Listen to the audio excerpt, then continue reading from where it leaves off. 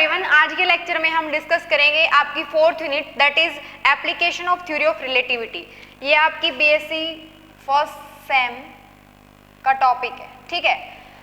अब एप्लीकेशन से पहले हम एक बार स्टडी करते हैं कि थ्योरी ऑफ रिलेटिविटी आपकी क्या होती है, ठीक है, जो कि आप 3rd यूनिट में बिल्कुल डिटेल से पढ़ चुके हैं कि थ्योरी ऑफ रिलेटिविटी क्या है। फिर भी इसके डिस्कशन के लिए थ्योरी ऑफ रिलेटिविटी में आप जो फर्स्ट स्टडी करते हैं वो है आपका जर्नल थ्योरी ऑफ रिलेटिविटी, ठीक है। इसका जो सेकंड पोर्शन है उसको आप बोलते हो that is special theory of relativity. अब हमारा जो काम है वो क्या पढ़ने का है, हमारा जो काम है वो आपको स्पेशल थ्योरी ऑफ रिलेटिविटी पढ़ना है। लेकिन जनरल थ्योरी ऑफ रिलेटिविटी में जो कि 3rd यूनिट में आप स्टडी कर चुके हैं, ये क्या होता है actually, general theory of relativity में it deals with study of non inertial frame of reference. यानी कि जनरल थ्योरी ऑफ रिलेटिविटी में आप क्या स्टडी करते हैं, कंप्लीट जो भी आपको ट्रांसफॉर्मेशन पढ़नी है या फिर आपको कोई भी टॉपिक क्लियर करना है वो आप नॉन इनर्शियल फ्रेम में बात करते हैं। लेकिन स्पेशल थ्योरी ऑफ रिलेटिविटी के अंदर स्पेलिंग ठीक करते हैं इसकी, स्पेशल थ्योरी ऑफ रिलेटिविटी में हम क्या करते हैं, it deals with study of inertial frame of reference, ठीक है। अब बिल्कुल डिटेल से इनर्शियल और non inertial frame of reference क्या होता है ऑलरेडी पढ़ चुके हैं, लेकिन जस्ट फॉर हिंट के लिए इनर्शियल फ्रेम ऑफ रेफरेंस के अंदर क्या होता है, आपका ये जो फ्रेम ऑफ रेफरेंस है वो non accelerated frame of reference भी बोलते हैं इसको, और जो यहाँ पर नॉन इनर्शियल लिखा गया है इसको आप क्या बोलते हैं, एक्सेलरेटेड फ्रेम ऑफ रेफरेंस, ठीक है। अब बहुत सारी क्वांटिटी को इससे फर्स्ट यूनिट में हमने नॉन इनर्शियल में भी स्टडी किया है। जो भी आप स्टडी करते हैं नॉन इनर्शियल के अंदर, चाहे वो कोई भी फिजिक्स का लॉ स्टडी कर रहे हैं हम, वहाँ पर हम क्या कोशिश करते हैं कि एक fundamental frame of reference choose करने की कोशिश करते हैं कि भाई उस फ्रेम ऑफ रेफरेंस के अकॉर्डिंग जो भी आपके लॉ हैं फिजिक्स के वो वैलिड होने चाहिए, चाहे आप किसी भी ऑब्जर्वर की बात कर रहे हैं। बिकॉज जब भी हम रेस्ट की या फिर मोशन की बात करते हैं तो रेस्ट और मोशन की जो डेफिनेशन है वो ऐसे डिफाइन नहीं करते हम कि नेट फोर्स 0 अगर है तो वो बॉडी रेस्ट में है। वो हम क्या करते हैं कि किसके रिलेटिव में, यानी अगर एक बॉडी रेस्ट में है एक ऑब्जर्वर के रिस्पेक्ट में, तो क्या है वो बॉडी मोशन में भी हो सकती है किसी और दूसरे ऑब्जर्वर के रिस्पेक्ट में, ठीक है, जो ऑलरेडी आपका हो गया है। अब यहाँ पर हम क्या करते हैं, स्पेशल थ्योरी ऑफ रिलेटिविटी के अंदर non inertial frame of reference में आपके दो फ्रेम ऑफ रेफरेंस को चूज करेंगे हम, जिसके अंदर आप एक को बोल रहे हो S और एक को बोल रहे हैं S डैश, ठीक है। अब S डैश के रिस्पेक्ट में और S के रिस्पेक्ट में जिसको आपने यहाँ पर कोई भी इवेंट है suppose S frame of reference में अकर हो रहा है, उसके बाद वो S डैश फ्रेम में उसकी जो कोऑर्डिनेट्स हैं वो किस तरीके के होंगे वो हम किसके अंदर पढ़ रहे हैं, आपका स्पेशल थ्योरी ऑफ रिलेटिविटी के अंदर। और स्पेशल थ्योरी ऑफ रिलेटिविटी में एक खास बात ये है कि यहाँ पर हम इनर्शियल फ्रेम ऑफ रेफरेंस पढ़ते हैं, जो कि क्या होता है कि एक जो फ्रेम ऑफ रेफरेंस है जिसको आप S बोल रहे हैं वो आपका रेस्ट में है, लेकिन जो S डैश है वो कांस्टेंट वेलोसिटी v से x डायरेक्शन के अंदर मूव करेगा, ठीक है। ये आपका x है, ये y है, ये z है, या फिर इसको डैश बोल लेते हैं अगर आपने इसको S dash frame of reference बोला है, और इसको हम क्या बोल देते हैं, x, y और z बोल देते हैं, ठीक है। अब यहाँ पर आपका स्पेशल थ्योरी ऑफ रिलेटिविटी जो है वो दो पोस्टुलेट्स के ऊपर बेस्ड है। फर्स्ट पोस्टुलेट्स क्या है कि law of physics is valid in all initial frame of reference. यहाँ पर लिख देते हैं दो लॉ हैं जिनके ऊपर आपका ये बेस्ड है, जिसमें से फर्स्ट पोस्टुलेट्स आपका क्या कहता है कि लॉ ऑफ फिजिक्स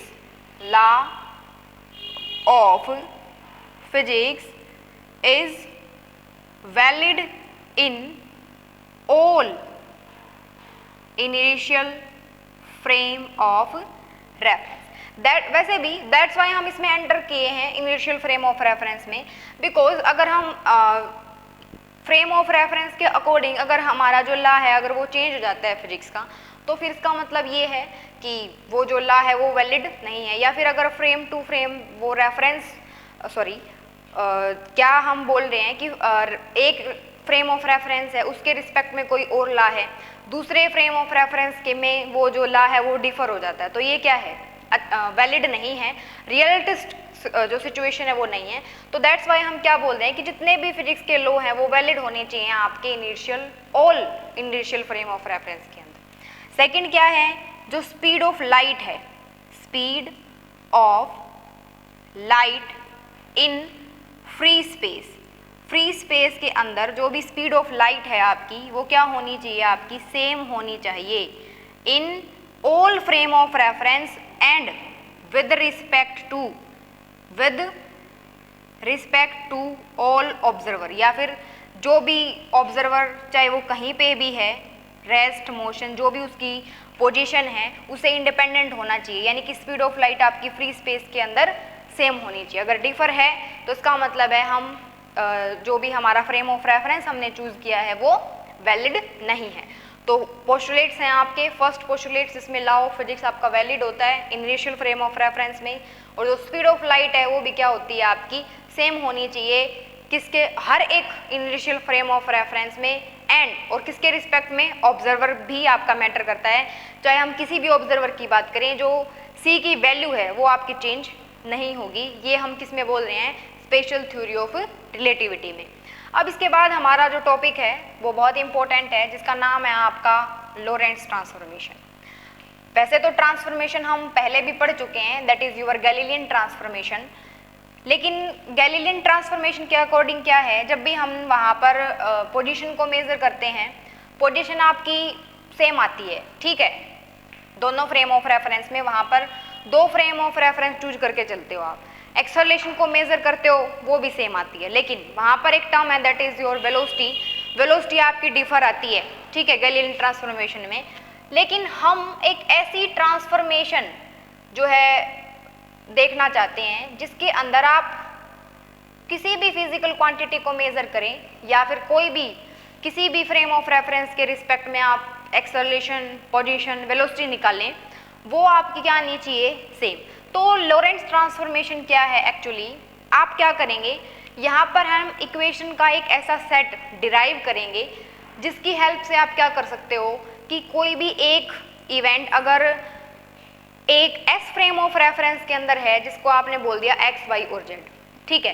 अब आप क्या करें, आपके पास अगर एक ऐसी इक्वेशन है जो आप अगर आपसे एस डैश में पूछ ले, उसी पार्टिकल की पोजीशन को S dash frame of reference में अगर आपसे पूछा जाता है तो आप उसको रिलेट कर सको, ठीक है। तो इसीलिए लॉरेंट्ज ट्रांसफॉर्मेशन की ये आपकी डेफिनेशन है। हम बिल्कुल पहले सिचुएशन क्या कंसीडर करके चल रहे हैं कि ये आपका एक्स, वाई और जेड, ये आपका ओरिजिन ओ है, ये हमने माना है फ्रेम ऑफ रेफरेंस 1। अब दूसरा फ्रेम ऑफ रेफरेंस भी हमने इसी के ऊपर मान लिया। क्यों मान लिया, क्योंकि हम बिल्कुल टी रेफरेंस टाइम की बात कर रहे हैं, ठीक है। बिल्कुल स्टार्टिंग में हमने रेफरेंस टाइम मान लिया कि जहां पर ओ और ओ डैश आपके कोइंसाइड कर रहे हैं, ठीक है। अब क्या किया, आफ्टर सम टाइम जो पार्टिकल है वो क्या करेगा, मूव, आई एम सॉरी, जो आपका जिसको आपने डैश लिया है एक्स डैश, वाई डैश और जेड डैश, ये आपका v वेलोसिटी से मूव करेगा। यहाँ पर दूसरी सिचुएशन बनाई है मैंने एक्स, वाई और जेड, यहाँ पर हमने क्या कर दिया, इसको बोल दिया एक्स डैश, वाई डैश और जेड। ये क्या कर रहा है, v वेलोसिटी से आपका x के अलोंग मूव कर रहा है। अब आपको क्या करना है, बेशक आप एस डैश फ्रेम में आपको किसी भी इवेंट की पोजीशन, वेलोसिटी, एक्सेलरेशन पता है, आप उसको क्या किसके साथ रिलेट कर सकते हैं, एक्स डैश, यानी कि जिसको आप बोल रहे हो S dash frame of reference. तो इक्वेशंस को डिराइव करने की कोशिश करते हैं, उसके लिए आपको क्या करना पड़ेगा, आपको कुछ सुपोजिशन करनी पड़ेगी, ठीक है। सुपोजिशन क्या है आपकी, जब भी हम बात करते थे गैलीलियन ट्रांसफॉर्मेशन की, तो उसके अंदर आप ये लिखते थे कि जो x है, x डैश है आपका x माइनस वी टी होता है, या फिर जो x है वो आप क्या लिखते थे, x प्लस vt होता है, ठीक है। यहाँ पर हमारी अजम्पशन क्या है, हम यहाँ पर अज्यूम कर रहे हैं एक ऐसी लीनियर इक्वेशंस जिसके अकॉर्डिंग आप क्या कर सकते हैं, ट्रांसफॉर्मेशन। हमने क्या कंसीडर कर लिया कि जो x है आपका x vt, यानी कि जो x है वो आपका एक लीनियर इक्वेशन के प्रोपोर्शनल है, जो भी आपका है x डैश माइनस vt। लेकिन ये ट्रांसफॉर्मेशन और ये ट्रांसफॉर्मेशन तो क्या होगी, थोड़ी सी सिमिलर ही है। तो यहाँ पर हम क्या कंसीडर करके चल रहे हैं कि लॉरेंट्ज ट्रांसफॉर्मेशन में एक कांस्टेंट k भी आएगा, और ये जो कांस्टेंट k है इसकी वैल्यू आपकी क्या होगी, ना डिपेंड नहीं करेगी आपकी x के ऊपर और t के ऊपर, इनके ऊपर डिपेंड नहीं करेगी, वो डिपेंड किसके ऊपर करेगी, सिंपल आपकी v के ऊपर, ठीक है। यहाँ पर x के लिए सॉरी x डैश के लिए हम क्या सुपोजिशन कर रहे हैं कि x आपका किसके बराबर होगा, k x माइनस vt। अब जो इक्वेशन लिखी जा रही है ये हमारी एक्चुअल सुपोजिशन है, किसके लिए, लॉरेंट्ज ट्रांसफॉर्मेशन की इक्वेशन को फाइंड आउट करने के लिए। अगर यहाँ से आपको x लिखना है तो कैसे लिखेंगे, ये भी आपका किसके मतलब एक कांस्टेंट k है, यहाँ पर कांस्टेंट k आएगा x dash minus vt dash, इसको हमने क्या मान लिया, इक्वेशन नंबर सेकंड। अब हमने यहाँ पर डैश क्यों लगाया है, जब भी हम x को x डैश के साथ रिलेट कर रहे हैं, बिकॉज यहाँ पर हम चार इक्वेशन जो भी फाइंड आउट करेंगे ना, वो चार इक्वेशंस क्या होंगी आपकी, x डैश x के साथ रिलेट करना है, y डैश y के साथ रिलेट करना है, z डैश को z के साथ रिलेट करना है, और t डैश को आपको t के साथ रिलेट करना है।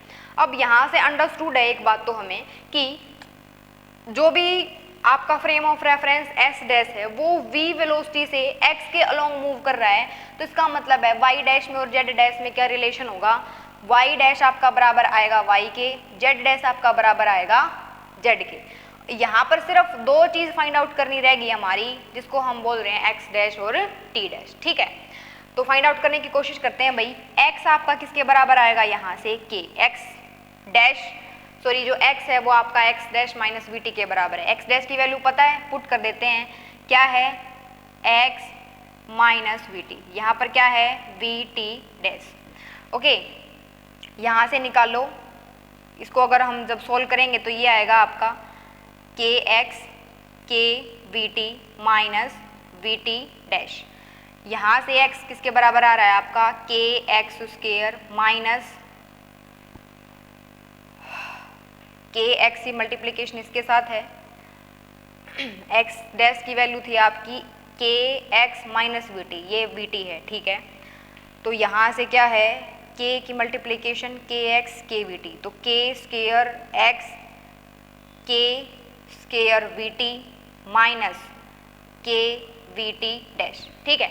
यहाँ से अगर हम k vt डैश निकाल लें तो हमारा आंसर क्या आएगा। एंड वन मोर थिंग कि यहाँ पर अगर आपने x डैश में यहाँ माइनस लगाया है तो x में यहाँ पर आपका प्लस आएगा भाई, सॉरी यहाँ पर आपका प्लस आएगा। अब x यहाँ से क्या निकलेगा भाई, यहाँ से आप k vt डैश निकालने की कोशिश करें, वो आपका किसके बराबर आ रहा है, यहाँ के बाद दिखाई दे रहा है हमें, यहाँ से आएगा आपका x minus k square x, ये माइनस हो जाएगा इस तरफ आके, ये क्या हो जाएगा आपका k स्क्वायर vt डैश। यहाँ से आपको t डैश निकालना है, कहाँ पर, वहाँ पर सोल्व कर लेते हैं। यहाँ से आप क्या करेंगे,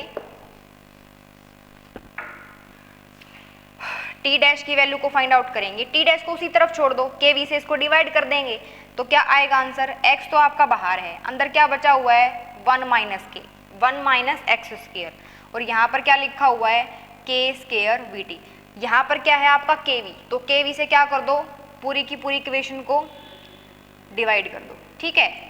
तो यहाँ पर क्या है आपका t डैश की वैल्यू आ गई आपकी x 1 minus k square k v plus k square, k से एक कैंसिल हो गया, v से v कैंसिल हो गया, तो आपका बच गया भाई k t, ठीक है।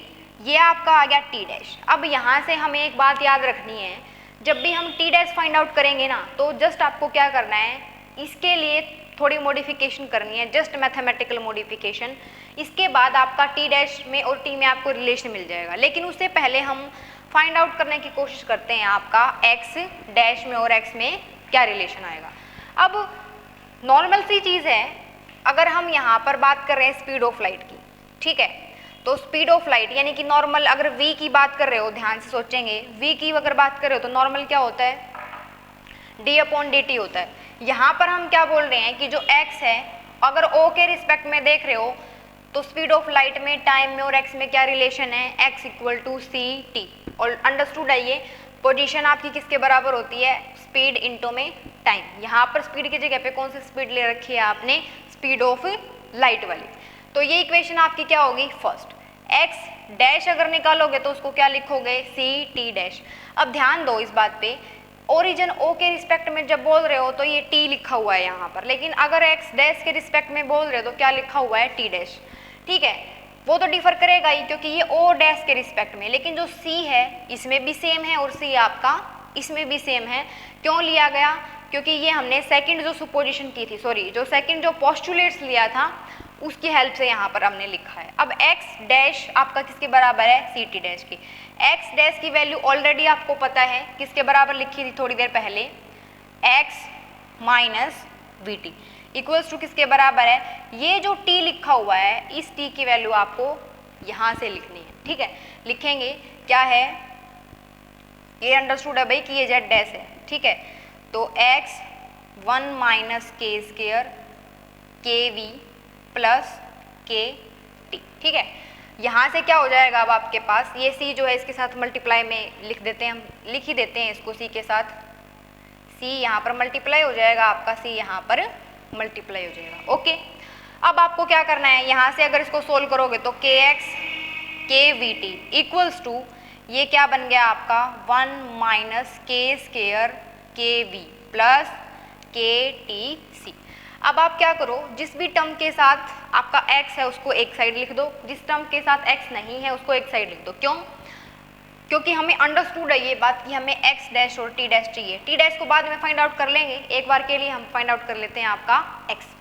यहाँ पे क्या करेंगे, kx तो है, ये जो टर्म है इसको इस तरफ लिखेंगे तो क्या बन जाएगी, ये cx 1 - k² kv equals to ये क्या है, ktc। ये जब उस तरफ जाएगी टर्म तो क्या बन जाएगी, kvt। अभी हमें यहाँ दिख रहा है कि k दोनों में क्या है, kt दोनों में कॉमन है तो वो कट जाएगा। यहाँ से आप क्या करो, k कॉमन ले लो, kx कॉमन ले लेते हैं, kx को कॉमन ले लिया हमने, यहाँ पर बच गया आपका c, x तो बाहर चला गया, यहाँ पर बच गया सिर्फ c 1 - k² डिवाइडेड बाय में k² v, और यहाँ पर क्या बचा हुआ है आपका kt c प्लस v। यहाँ से आपका k क्या हो गया, कैंसिल हो गया। तो आप क्या कर सकते हैं, यहाँ से x की वैल्यू को फाइंड आउट कर सकते हैं। अब यहाँ पर हमारा एक छोटा सा काम बचा हुआ है जस्ट, और वो छोटा सा काम हमारा क्या है, आपको सिर्फ और सिर्फ x की वैल्यू को फाइंड आउट करना है। t डैश हम एज इट इज रख रहे हैं, यहाँ पर कर देते हैं। ठीक है, अब जो मेन बात है पूरे के पूरे टॉपिक में वो यही है, दो पोस्टुलेट्स को यूज़ करना है सिर्फ, जो हमने बिल्कुल स्टार्टिंग में बताए हैं आपको। बाकी हमें क्या करना है, जस्ट आपको मैथमेटिकल सोल्व करना है।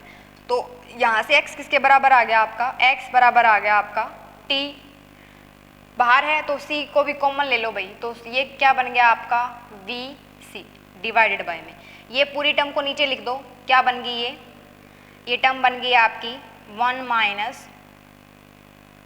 1 k² v। ठीक है, ये जो वैल्यू है वो ऑलरेडी हमें पता है कि क्या होती है, यहाँ पर ये जो वैल्यू है आपकी वो क्या है, आपकी x होती है। तो x से या फिर इसको रिप्लेस कर लो या इसको रिप्लेस कर लो, x क्या होता है आपका ct, ये क्या हो गया आपका कैंसिल हो गया। ये टर्म को उस तरफ लिखेंगे, यानी कि इस टर्म को कंप्लीट को इस तरफ लिख दो। यहाँ पर 1 बच गया ना, तो ये टर्म बच गई आपकी 1 k² v बराबर है आपका 1 + vc। 1 से 1 आपका कैंसिल हो गया।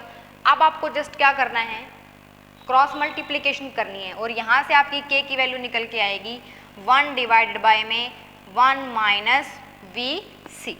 ठीक है, 1 - vc, और यहाँ पर आएगा आपका v² और c², तो ये वैल्यू आ गई भैया आपकी k की।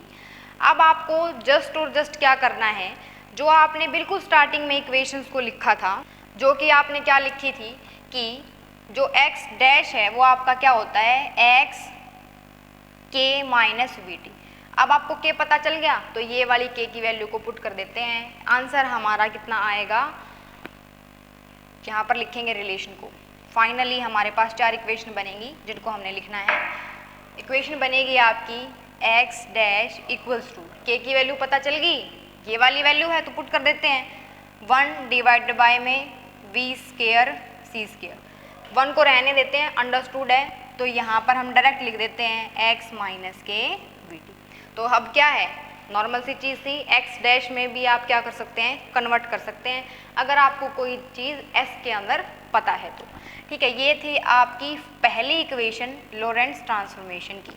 अगर y लिखना है तो अंडरस्टूड है, कितना आएगा आपका y डैश आपका y ही आएगा और z डैश आपका z आएगा। अब सिर्फ और सिर्फ क्या बचता है, अब आपका सिंपल एक चीज़ बची हुई है, t को फाइंड आउट करना। जैसे ही आप t को फाइंड आउट करेंगे, ये जो टर्म सोल्व करेंगे मैथमेटिकल वाली t डैश, वो t डैश आपकी किसके बराबर आएगी। वैसे इसको हम पहले भी सोल्व कर सकते थे क्योंकि इसके अंदर हमें कुछ भी ऐड नहीं करना, कुछ सब्ट्रैक्ट नहीं करना, जस्ट इसको रीअरेंज करना है और टी डैश की वैल्यू हमें मिल जाएगी। टी डैश आपका किसके बराबर है, एक्स के वी 1 माइनस के स्केयर और के टी। जैसे ही हम यहाँ से टी को फाइंड आउट करेंगे, रिजल्ट को एनालाइज करते हैं क्योंकि वो मोस्ट इंपॉर्टेंट है। जिस तरीके से एक्स लिखा है उसी तरीके से हमारा टी डैश आएगा, जो कि टी डैश किससे रिलेट होगा, टी से, लेकिन यहाँ पर आपकी जो नॉर्मल चीज़ है वो ये है।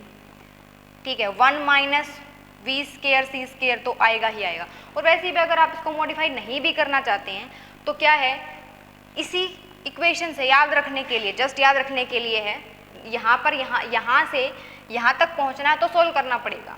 टी डैश किससे रिलेटेड है, टी से, यहाँ पर भी एक्स किससे रिलेटेड था, एक्स से। अब ये वी टी क्या होता है, नॉर्मली एक्स ही होता है। अब यहाँ पर ध्यान दो, ये जो नीचे लिखी हुई है ये क्या है, k की वैल्यू है 1 डिवाइड बाय में, ध्यान रहे वैल्यू आपकी k की है 1 डिवाइडेड बाय में। ठीक है, अगर आपको 1 बाय की वैल्यू चाहिएगी तो इसका उल्टा हो जाएगा। ठीक है, तो t है आपका, x आपकी पोजीशन है, एक c से c को कैंसिल करेंगे तो ये आपका क्या बन जाएगा, t। तो t डैश की वैल्यू है ये आपकी, हो गया। अब क्या है, x डैश पता चल गया, y डैश पता चल गया, z डैश पता चल गया और t डैश पता चल गया। ये थी आपकी लोरेंट्ज़ ट्रांसफॉर्मेशन की 4 इक्वेशंस। अब यहाँ पर एक स्पेशल केस है, वो स्पेशल केस क्या है आपका कि अगर आप v को वेरी वेरी लेस देन ले लेंगे c से, तो ये पूरी की पूरी ट्रांसफॉर्मेशन किस में कन्वर्ट हो जाएगी, गैलीलियन ट्रांसफॉर्मेशन के अंदर। ठीक है, कैसे, v को बहुत कम लो भाई, v की वैल्यू बहुत कम है। ठीक है, कम में से जो ये वैल्यू है पूरी की पूरी आपकी क्या हो जाएगी, c की वैल्यू हाई है, हाई होने का मतलब है ओवरऑल वैल्यू छोटी होगी, छोटी वैल्यू को 1 में से माइनस करोगे तो वो और भी छोटी होगी वैल्यू। ठीक है, तो ये जो है इक्वेशन क्या हो जाएगी आपकी, रिड्यूस हो जाएगी। ओके, तो नेक्स्ट लेक्चर में मिलते हैं। आज हमने पढ़ा लोरेंट्ज़ ट्रांसफॉर्मेशन, तो नेक्स्ट लेक्चर में इससे थोड़ा और मॉडिफाई तरीके से पढ़ेंगे। तो आज के लेक्चर में इतना ही, थैंक यू।